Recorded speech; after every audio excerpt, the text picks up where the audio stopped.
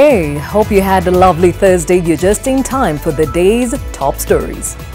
Tonight, I think it's rather an unfortunate situation where we're seeing that we're taking a very, very convenient route. plans to lower entry grades for teachers to training institutions kick off storm in the sector. Also tonight, the Ministry of Education rings the alarm bell over a growing crisis. Because these children should actually be in school. They should not be in hospital nursing young babies. They are children themselves. Government's warning to parents as it orders investigations into rising cases of teen pregnancies. Plus, the beginning of the end of Nakumatt and Uchumi supermarkets. How poor management, evasion of taxes and collusion brought two giants to their knees. And also tonight, badala ya kila saa ni story mingi huko viongozi wa hapa pia wakae pamoja na wakae na waziri na wale wengine ambao wanahusuka walete plan tuwasaidie. The president had quite a mouthful for disgruntled Mount Kenya leaders when he met them in Nyeri. We tell you what transpired.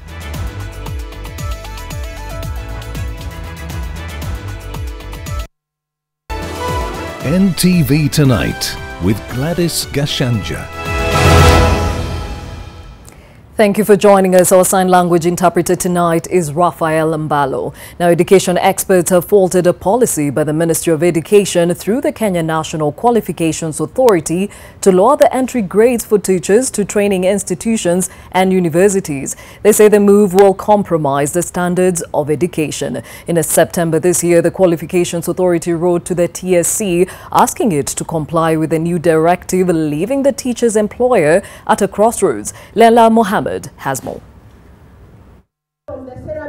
In the face of a decline in the number of students who choose to join the teaching profession, the government lowered the cut-off point for those signing up with teachers' training institutions.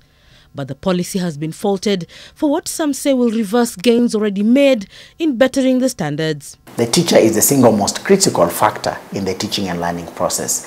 Then when the whole world is moving towards how to attract the best into the teaching space, I think it's rather an unfortunate situation where we're seeing that we're taking a very, very convenient route. In its new guidelines, the Kenya National Qualification Authority proposes that the cut-off grade for a certificate course be grade D and a C- for a diploma and a C+ for a degree course. In his letter on the 3rd of September, Director General Dr. Juma Mukhwana advised relevant institutions to comply with the changes. TSC on its part, however, believes this would lower the standards of education in the country. CEO Nancy Macharia pointed to a surplus of 290,000 graduates who are still unemployed, as the TSC doesn't yet have the capacity to absorb them. If you look at the World Bank study report last year, which was telling us that we've got a significant number of teachers who are even teaching and do not basically master what they are teaching. So it means that even with the current qualifications, we're still having capacity gaps. So how do we lower the standards by going lower? The Ministry of Education supports the directive under the Affirmative Action Policy, which hopes to cater to the country's north that has faced challenges compounded by years of insecurity. There had been a proposal to lower the entry grade for students from the area. It is not the responsibility of the Teacher Service Commission or the responsibility of the Ministry of Education to provide security. We have got security agencies and security apparatus within the Northeastern. With a new curriculum already in place, experts believe that the professional taking through the pupils through the paces of everyday learning should be up to date and be able to keep the student up with the expectations of the new curriculum. Leila Mohammed, NTV, Nairobi. Staying with education matters, Education Cabinet Secretary Amina Mohammed said there were attempts at cheating in the just concluded Kenya Certificate of Primary Education exams, but culprits did not succeed. NTV's education reporter Sharon Baranga looks at the events that took place on the last day of the national examinations. For 3 days this week, Class 8 candidates have been writing their national examinations. one that marks the end of primary school life and ushers in secondary school education. But the Ministry of Education came across a number of cases of attempts at cheating in the national examinations. Yesterday in Narok County, examination materials disappeared. At Olanamuka Primary School in Narok, examination materials went missing on Wednesday, although we moved fast to ensure all the 17 candidates at the center sat the examinations. A teacher takes an examination and is accompanied by a disciplined officer whose duty is to guard the examination. For me, as Professor Magoha, I shall not entertain that kind of nonsense where you are saying that the paper has disappeared. The paper has not disappeared.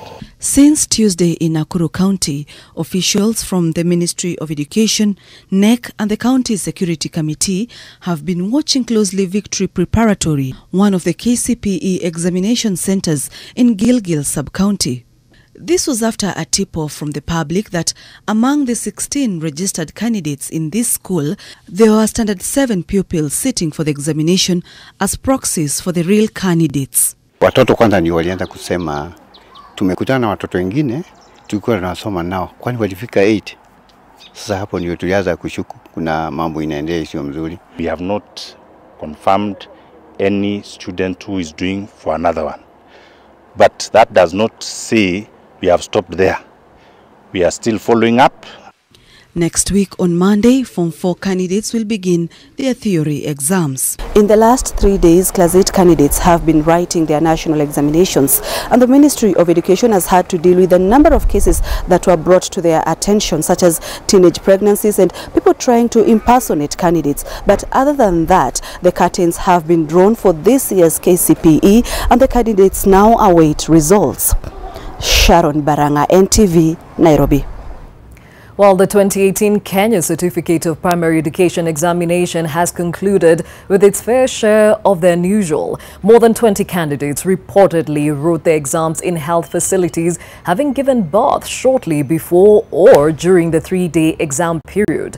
While some of the candidates reportedly sat their exams while pregnant, others gave birth in school. Now, Education Cabinet Secretary Amina Mohammed has now ordered the Quality Assurance Team in the Ministry of Education to investigate all cases of pregnancies among girls in schools, a matter that has raised questions on the need to incorporate sex education in the curriculum. The end of the 2018 KCPE examination season signaled the start of another migraine for the ministry. About 20 childbirths were recorded on day 1 of the KCPE exams. The affected candidates are aged between 14 and 17. The rising incidence of teenage pregnancies paint a worrying picture of young girls becoming mothers at a very tender age. A 15-year-old girl from Kericho County on Tuesday gave birth shortly before her exams. In Dandora, a candidate sat her examination hours after she delivered a baby girl, while in Baringo County, a 14-year-old girl sat a mathematics paper from the county referral hospital after giving birth to a baby girl. A candidate from a primary school in Matuga, Kwale County, was forced to take her exams in hospital after she went into labor while doing her mathematics paper. Similar cases were reported in Busia, Nyeri, Mombasa, Nakuru, Kitui, Eldoret, Embu and Nyanza region since Tuesday when the examination started. In Kilifi County, more than 100 expectant girls reportedly sat their KCPE exams, 10 of whom were from a single institution. In Kaloleni constituency, about 20 girls from various learning institutions are pregnant. In all the cases, the candidates were allowed to proceed with their examinations either in class or in hospitals, where papers were delivered under tight security. The number has been rising, and that's a bit complicated and worrying, I think, for us as parents and as leaders in our country, because these children should actually be in school. They should not be in hospital nursing young babies. They are children themselves. We're encouraging them to move to Form 1. We're going to follow up. We'll see whether we can actually find those that are responsible, right? Because all these children, these young babies that were born yesterday and the day before, right, support. According to the Kenya Demographic and Health Survey, prevalence of early childbearing is highest in counties within Nyanza region at 22.2%, followed by Rift Valley 21.2% and Coast 21%. It is lowest in Central 10% and Northeastern region 12.2%. According to the United Nations Populations Fund, UNFPA, over 300,000 adolescent girls in Kenya aged between 10 and 19 years became pregnant between July 2016 and June 2017. While terming it a worrying trend, Education Cabinet Secretary Amina Mohamed described the situation as a disaster that must be urgently addressed to secure the future of the girl child. I have asked my Quality Assurance and Standards Department to work with relevant departments to investigate the extent of this situation and give me a report for further action. We know there are some places where people meet and they do local negotiation, they give out one cow here, one thing there.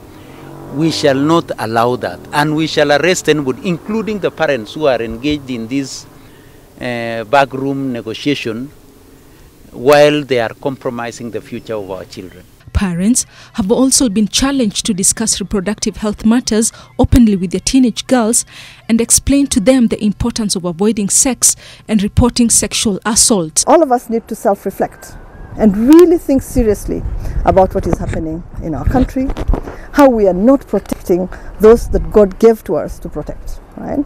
A child is a gift, and that will never change. Right?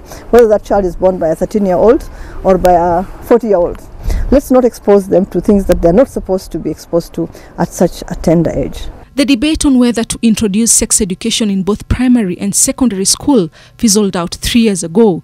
It may just be time to resuscitate it. Rozongoi, NTV.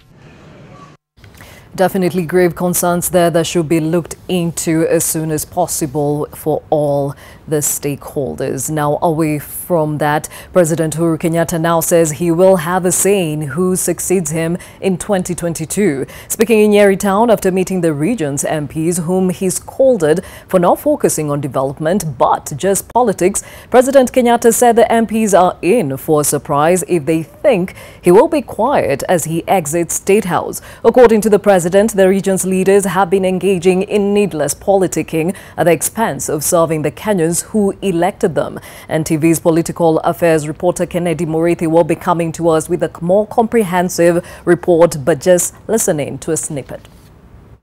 Badala ya kila saa ni story mingi huko, viongozi wa hapa pia wakae pamoja na wakae na waziri na wale wengine ambao wanahusuka.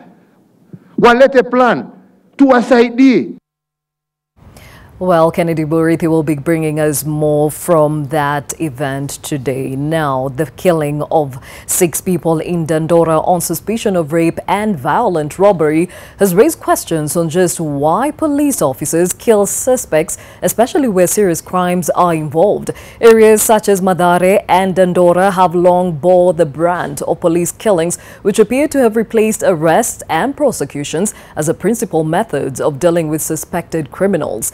Pangani OCPD Alice Kimeu says rampant attacks on officers have gone unnoticed, with the public only focusing on the deaths of a few criminals. NTV's Charity Mwangi with more. It is quite the familiar story in these parts of Nairobi. Youth leads a mysterious life. Youth is pursued by police. Youth is killed by police. And finally, the friends and relatives of the said youth protest against what they term as police killings, targeting youthful members of the society.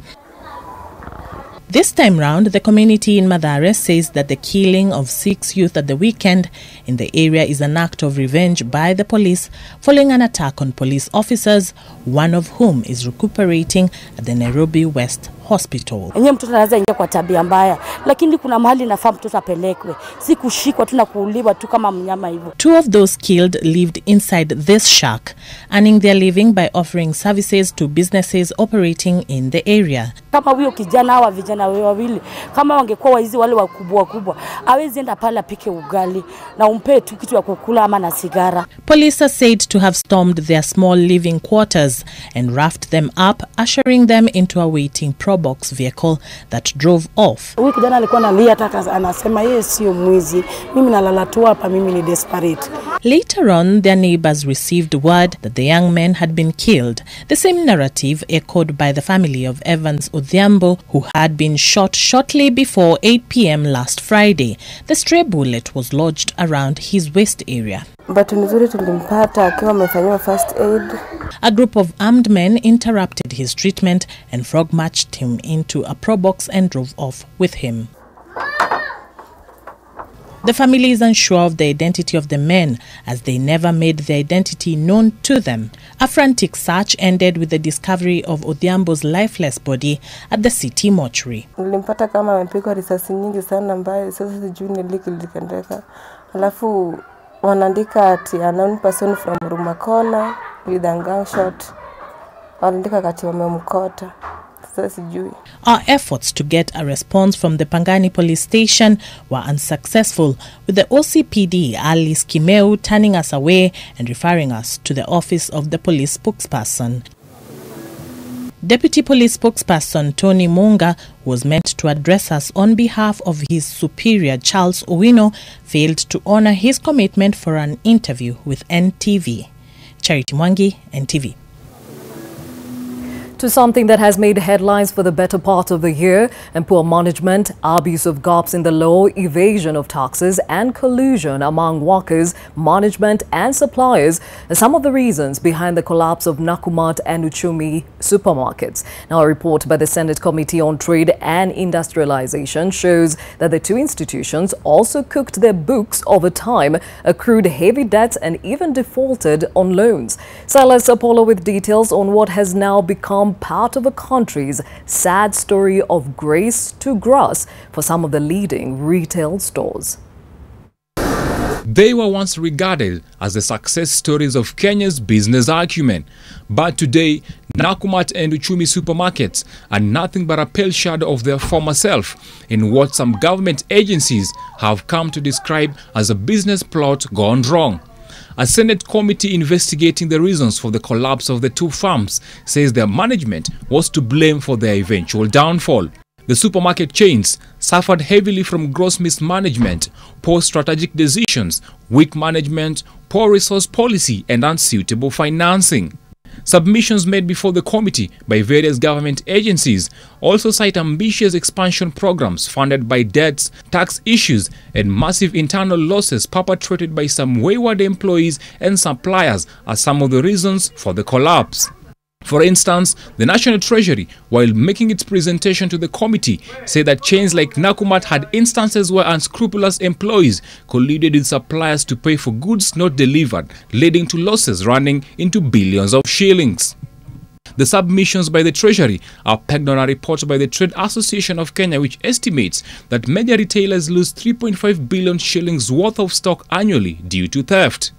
And owing to its single ownership, Nakumatt has particularly been mentioned for failing to employ a skilled and professional team to manage its affairs, leaving it at the mercy of its owners. And as if that is not enough, the management of the two firms also exploited loopholes in the law to evade taxes which it owes to the Kenya Revenue Authority. The impact of the collapse has seen losses of thousands of jobs and revenues running into billions of shillings. There has also been reduced businesses due to the scaling down of operations. Besides Treasury, the submissions are also made by the Ministry of Industrialization, Kenya Revenue Authority, the Competition Authority of Kenya, among others. As Nakumatt and Uchumi supermarket race up to regain their foothold in what has been described as a competitive retail market, it is the belief of the Senate committee that their current woes could have been avoided had they learned from mistakes made by similar firms both locally and internationally. Silas Apollo, NTV. Once East Africa's largest retailers with more than 20 outlets outside Kenya, Nakumatt and Uchumi supermarkets are now just shadows of their former selves, having already exited other regional markets and struggling to sustain a handful of local outlets. NTV's Victor Kiprop examines the numbers that had the retail chains choking in debt and are the hands of administrators.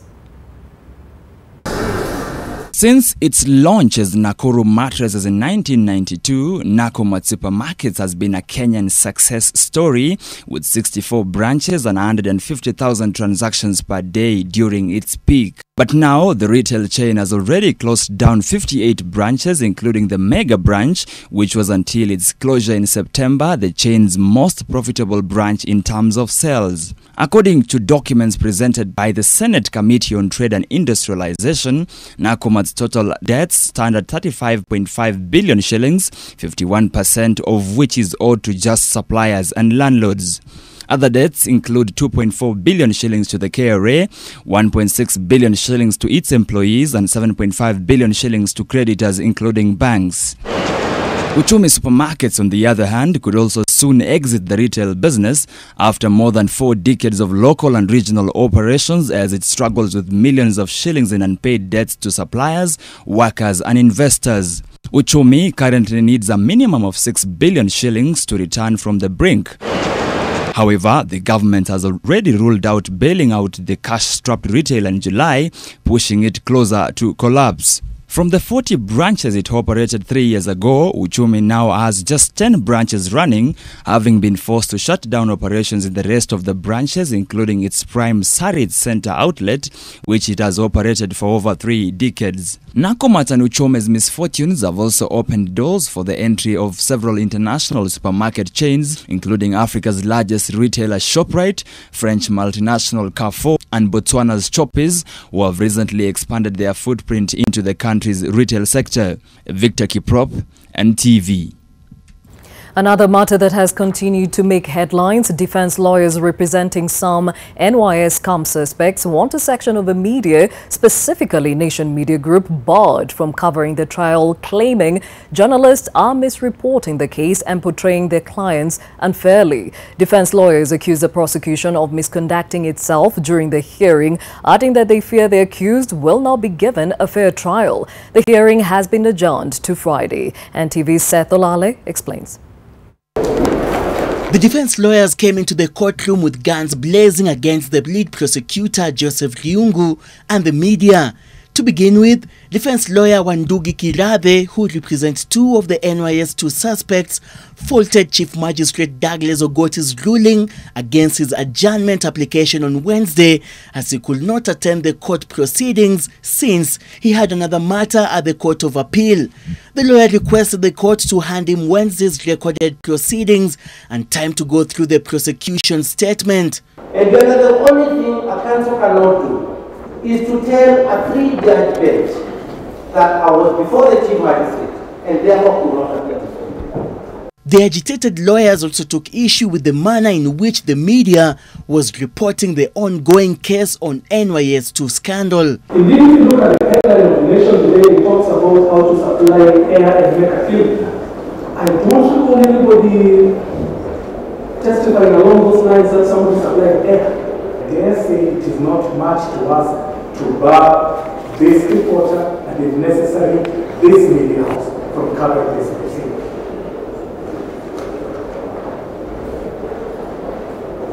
Because this is not a slip of the pen all the time. Mr. Sam Kiplagat and Brian Wasuna to attend court tomorrow. Where is Sam Kiplagat? And where is your colleague, Brian Wasuna? Okay. Attend court tomorrow. Your names have been mentioned there. The hearing to proceed tomorrow at 9 a.m. This is the second time the NYS 2 case is being adjourned since its trial began on Monday. Chief Magistrate Douglas Ogoti is expected to give a direction or a ruling on some of the issues raised by the defense team when the trial commences on Friday. Seth Olale, NTV, Milimani Locots. More stories, including one that touches on farmers, coming right after this break. Stay with us.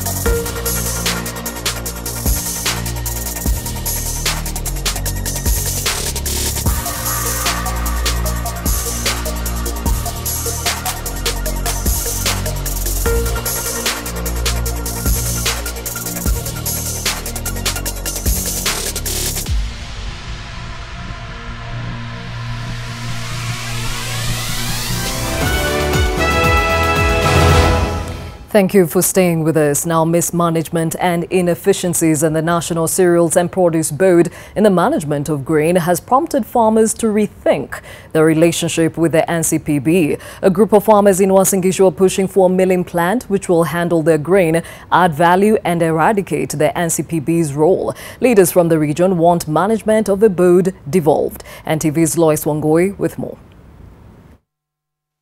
Revelations by Agriculture CS Mangikyunjuri that more than 60% of maize has gone bad while in the hands of government have shown the numerous challenges facing NCPB.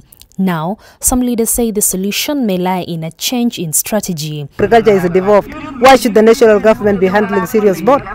The cereals board should be handled by the county that has the produce and that can actually fill the store on behalf of the food security of this country. NCPB is experiencing challenges in storage and purchase of grain. The current situation where more than 60% of the grain is not fit for human consumption has been brought about by a combination of poor management of the purchase process and the storage process. In the latest illustration of ineptitude, a majority of farmers who delivered grain to NCPB were yet to be paid, with suspect individuals paid billions for maize whose origin remains unclear. Many farmers who were yet to deliver maize were also locked out. NCPB said its stores were full. These farmers used to buy tractors off the shelf, but now they can't do anything. The poorest part of Kenya, where you still have crushed tight houses, is where the farmers are. Handling of purchased grain in the country is yet another function that NCPB is mismanaging, granted that NCPB is about to dispose 60% of all the maize it bought and stored last season, after KEBS declared it rotten. That means about 1.8 billion shillings declared as money spent to buy the maize by CS Mangikyunjuri is now going to waste. I believe those maize are not the maize that were sourced from the farmers. Those are the maize that were imported from elsewhere, and they got spoiled because there were farmers here not do ensure that the moisture content of their crop is there too. NCPB officials say most depots across the country need improved infrastructure, as most of the equipment is outdated, broken down, or are not functional, rendering NCPB a shell. Many farmers have found it hard to deal with the mismanagement at NCPB, and some are already formulating solutions. The Moi Soy Cooperative Society, which comprises all farmers in Uasin Gishu, has plans to put up a $500 million shillings milling plant to add value to their maize crop and eventually do away with NCPB's involvement in the grain chain. Lois Wangoi, NTV, in the county of Uasin Gishu. To county politics, Elizabeth Ayo of Homa Bay becomes the second county assembly speaker to be impeached and the second woman speaker to face the wrath of county assembly members. But there are 10 more counties that have been put on the spot by the members. Nandi Senator and also Justice and Legal Affairs Committee chairperson says the County Assembly Forum chairperson Johnson Osoi has expressed concern over the number of speakers targeted, and as Ken Mijungu reports, the speakers have the cure in their hands. Today's impeachment of Homa Bay Speaker Elizabeth Oyo puts on the spot the frosty relationship between counties and their officials. Several speakers have either been threatened with impeachment or impeached altogether, and this is the reason why. The speakers of county assembly are elected by MCAs, so they serve at the pleasure of the MCAs. It means when they fall out of favor, they fall by the sword of the MCAs. Just over a month ago, Nairobi County Speaker Biti Zelachi was bundled out of office. Other counties that have been affected include Kisumu and Nyandara. In all these examples, the constant seems to be the kind of accusations leveled against the assembly bosses. It is extremely sad, and I think this should be embarrassing for the whole country, that the only reason why there are fights in county assemblies is not because they want to benefit the citizens of the Republic of Kenya. It is basically, unfortunately, for personal gain, and sadly so. The contention, however, according to those in the know, is the fact that the speaker so elected becomes the automatic chair of the County Assembly Service Board. In this capacity, the MCAs expect them to sing their tune either through contract allocations or employment of family and relatives. The failure or inability to satisfy the MCAs usually ignites the revolt, leading to impeachment. It is important now for the Supreme Court to give an interpretation.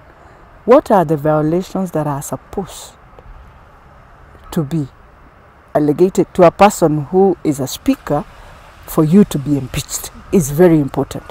That give us that interpretation that if a speaker, what is gross violation? What is misuse of resources? Let us tabulate it clearly. But this relationship is difficult to foster if objectivity has to take precedence. In the first 5 years of devolution, there were a lot of impeachment motions brought against the governors at various county assemblies. Suffice to say that very few, if none, succeeded. However, the Senate had heard the concern from the governors about the MCAs and how they were impeaching them left, right and center, and they addressed this concern. In the impeachment procedure bill of 2018, they have introduced public participation, and this will require, before you impeach any governor, you must take it back to the public. This is why the County Assemblies Forum wants a rethink of the law regarding the impeachment of county assembly speakers. The Senate is seized of the matter. You know, this is not even about the law. They should improve their relationship with the MCAs. We have been more than willing to assist in mediating. But until this happens, the speakers, being the employees of the county assemblies, remain at their mercy, and the 10 county speakers earmarked for impeachment may just find themselves unceremoniously out of office. Ken Mijungu, NTV.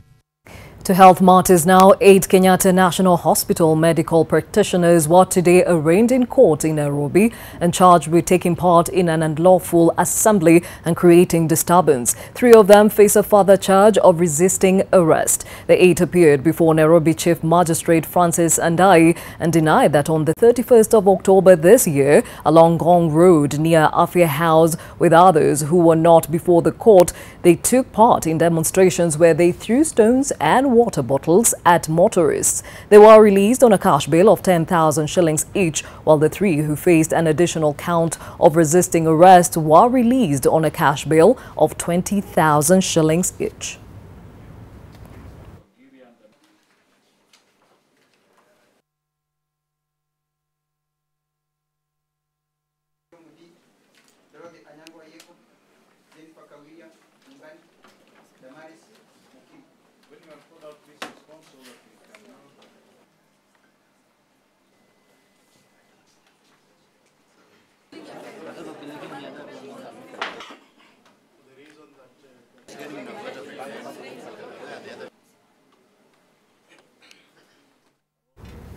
Now, a section of Rift Valley leaders allied to Deputy President William Ruto held talks today with former Bomet County Governor and Chair of the Council of Governors Isaac Ruto, asking him to work closely with President Uhuru Kenyatta and his deputy William Ruto. The governors who attended the meeting are Uasin Gishu Governor Jackson Mandago, Paul Chepkwony of Kericho, Samuel Tunai of Narok, and John Lonyangapuo of West Pokot. Also present were Chepalungu MP Gideon Koskei, an aide to the Deputy President Farouk Kibet, and 11 Chama Shinani members of County Assembly. The meeting is said to have been a culmination of a series of meetings Isaac Ruto has had with the President and his deputy. The leaders urged Isaac Ruto to work with and support the Jubilee administration. This meeting is seen to have explored the possibility of shaping the nation and the Rift Valley politics ahead of the 2022 general elections. That will work together generally for the development of this place and for the continuous unity of Kenya. We believe this country belongs to all of us, and there should be no hakuna kufutana, hakuna kukashifiana. Lazima tufanye pamoja. And staying with politics, President Uhuru Kenyatta now says he will have a say in who succeeds him in 2022. Speaking in Nyeri town after meeting the region's MPs whom he scolded for not focusing on development but just politics, President Kenyatta said the MPs are in for a surprise if they think he will be quiet as he exits State House. According to the president, the region's leaders have been engaging in needless politicking at the expense of serving the Kenyans who elected them. NTV's political affairs reporter Kennedy Murithi is in Nyeri and is now ready with this report. President Uhuru Kenyatta's visit to Nyeri County came amid calls from the leaders from the region who said he had neglected them and even held a two-day retreat to come up with a list of demands they wanted the president to address. In a meeting with them at the regional commissioner's residence in Nyeri town that lasted just over an hour, President Kenyatta read the Riot Act to the legislators, who he accused of addressing him in the media. They were even cautioned against addressing the issues discussed at the meeting anywhere on media. But at a rally in Nyeri town, President Uhuru Kenyatta laid bare what the scope of the discussion centered around in his local Kikuyu language.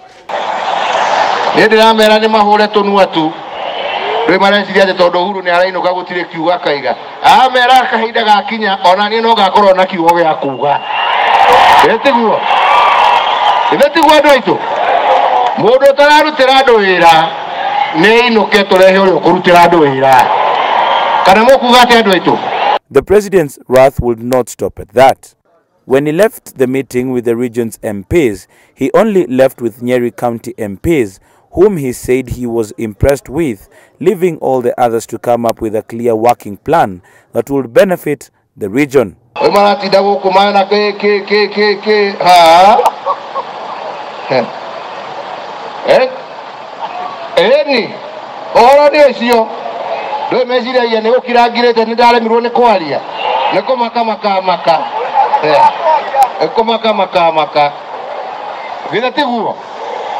He accused the leaders of being selfish and prioritizing 2022 politics. At the meeting with the over 80 MPs, President Kenyatta told the gathering that he would disassociate himself from them if they kept the trend of shouting about their meeting in the full glare of the media each time they met. According to a source in the meeting, President Kenyatta wondered why other regions' leaders would meet regularly and get a way forward, yet those from his backyard made a big deal out of it. President Uhuru Kenyatta's message to the members of parliament from Mount Kenya who came to Nyeri to listen to him was short and clear, as he called upon them not to engage the media so oftenly in an effort to catch his attention as they seek development for the region. Kennedy Murithi, NTV in Nyeri County. Away from politics, and the business of the day is next. Stay with us.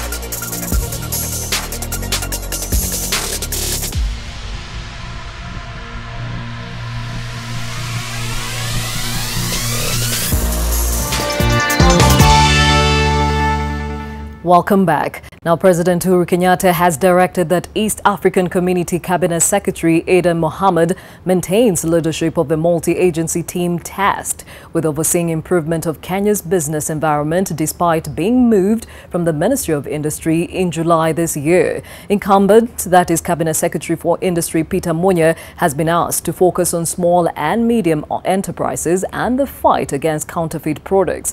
Julian Samboko with the details. Speaking against the backdrop of Kenya's improvement in the World Bank's 2019 Ease of Doing Business Index, President Kenyatta lauded the progress made since he took office in 2013 and urged that the momentum be maintained. CS Aden has led this process for the last 4 years, and I believe he has done a commendable job. CS Aden, I want you to continue leading, driving, and coordinating this particular exercise until we cross the 50th mark. The president also put the Lands Ministry and the legal fraternity on the spot for what he termed as derailing efficiency in service delivery by the government. There is still a lot of work to be done. And undoubtedly, one ministry that's going to have a lot of work to do is the Ministry of Lands. And the Ministry of Lands has a lot of changes to make. On his part, Deputy President William Ruto said significant reforms remain to be done despite the stellar improvement if the country is to realize its target. We need to double our efforts so that we can reach position 50 by 2020. Even as the government pats itself on the back for improvement in the 2019 Ease of Doing Business Index, a lot remains to be done to streamline operations and deliver tangible gains like job opportunities for the population. Julian Samboko, NTV. Now, Kenya is one step closer to boosting its geothermal power capacity as the Kenya electricity generating company KenGen says the latest plant is 90% complete. Lilian Nyeri visited the site at Olkaria and has more. The bulk of Kenya's population uses kerosene and firewood as the primary source of fuel. The government, however, hopes to have transitioned the country out of these fuels as more electricity is brought on stream. Tonight, Lake Turkana Wind Power Project is expected to switch on all its 365 turbines, injecting about 200 megawatts to the national grid, while 9 months from now, 165 megawatts of geothermal power will be supplied to Kenya Power. 47 kilometers from Naivasha town lies the Olkaria 5 geothermal power plant constructed by the Kenya Electricity Generating Company PLC, KenGen. The project, whose construction began in January 2017, will drive the total installed capacity of geothermal power for KenGen to 699 megawatts, pushing Kenya to retain a spot as one of the top 10 producers of geothermal power. We are on course to implement those projects to provide the power that is needed for this economy. If geothermal replaces the dispatch from the geothermal, of course, you expect the costs to be contained.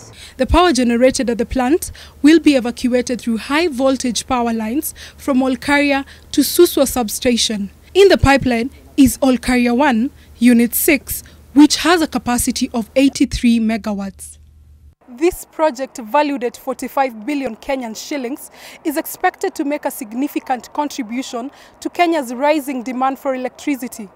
Currently, the construction has 530 workers who are working tirelessly to ensure that they complete this project within the next 9 months.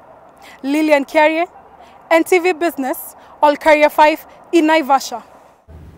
President Uhuru Kenyatta has today finally opened the Karatena market after it had stalled for nearly a decade. The completion of the project, which was commissioned in 2010 under the Economic Stimuli Program, had been slowed down by political wrangling and changes to the contractors. NTV's Melita Oletenges reports that the market is expected to accommodate more than 3,000 traders.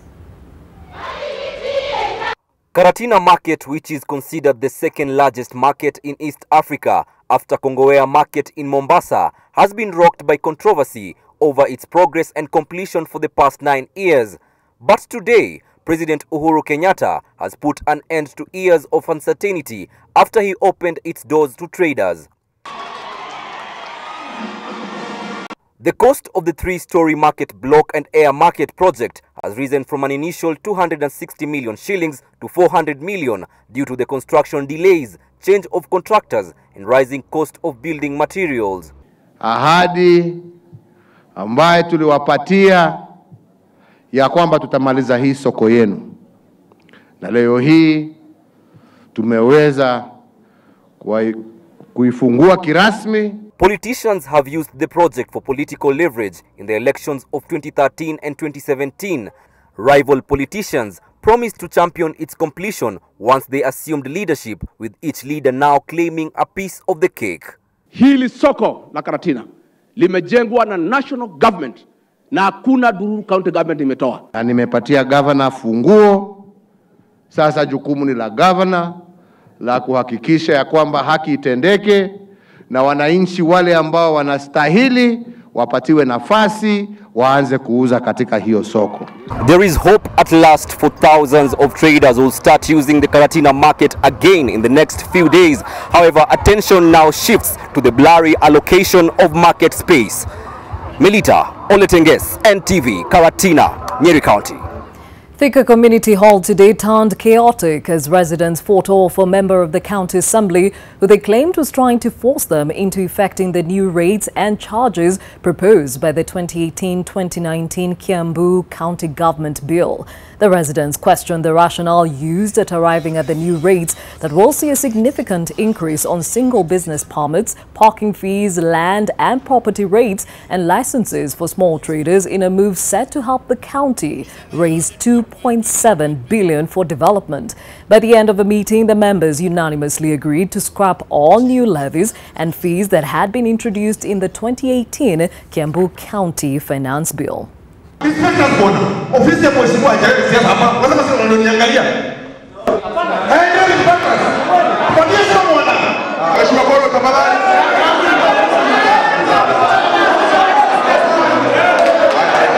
county government of the Kiambu Finance section has been unable to collect revenue. And that's why they are mitigating by increments. So, we totally reject new levies introduced. For every levy that has been there, we are proposing a maximum of 10% increment. All that has been there. If there is anything else that is to be added, let us sit again and let all be consulted.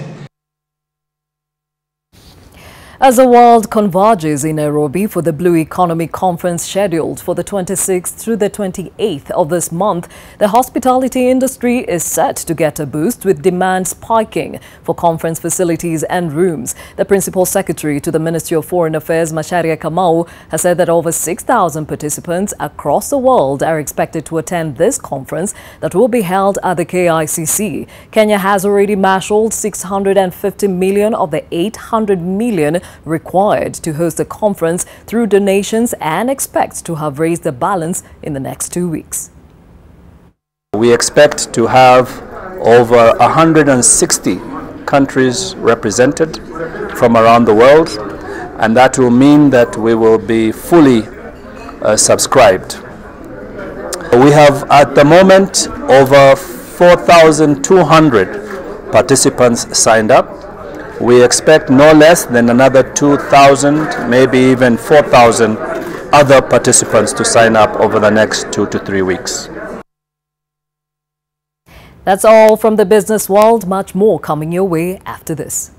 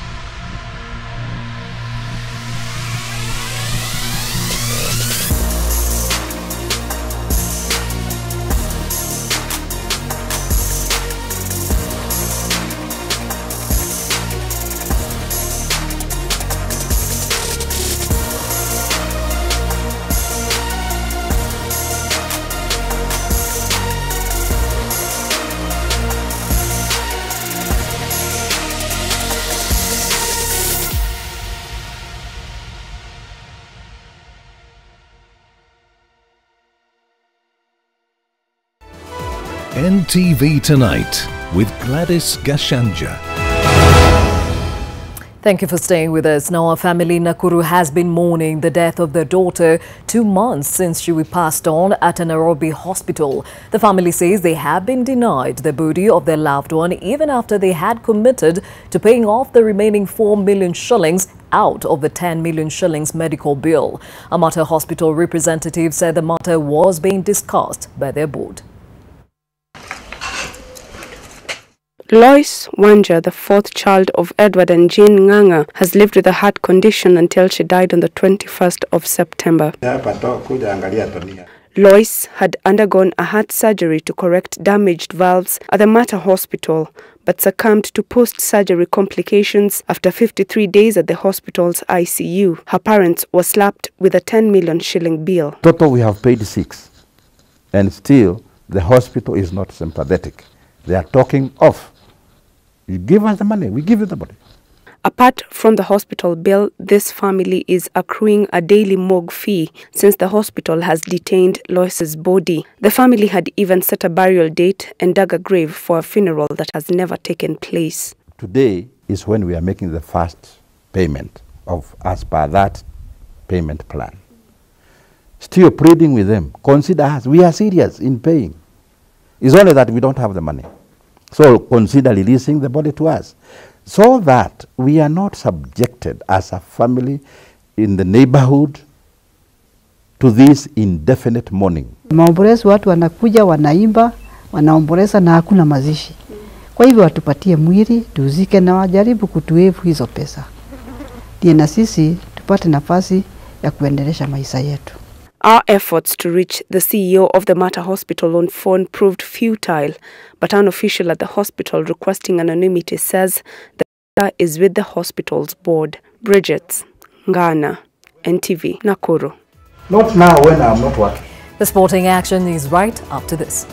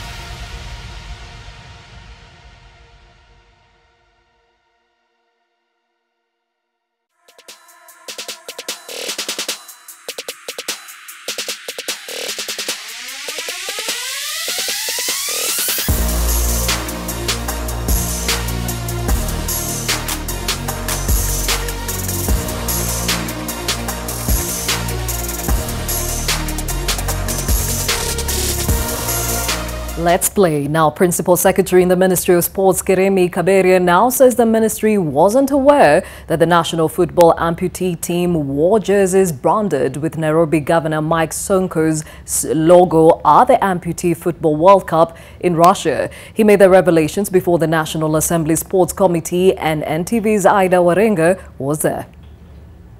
The Ministry of Sports has been brought to task for their alleged mistreatment of sportspersons with disability as it emerged from a committee meeting on sports, tourism and culture chaired by Machakos MP Victor Munyaka. I really want to express my disappointment to the Ministry of Sports following what we saw last week to people with disabilities and their participation in sports. Top of the agenda was the fact that the national amputee football team have been playing in Team Sonko branded jerseys at the Amputee World Cup in Mexico, raising questions as to the capability of the ministry to cater for the country's athletes. From the ministry point of view, the team came to us and said that they had all their expenses and requirements covered except for the tickets.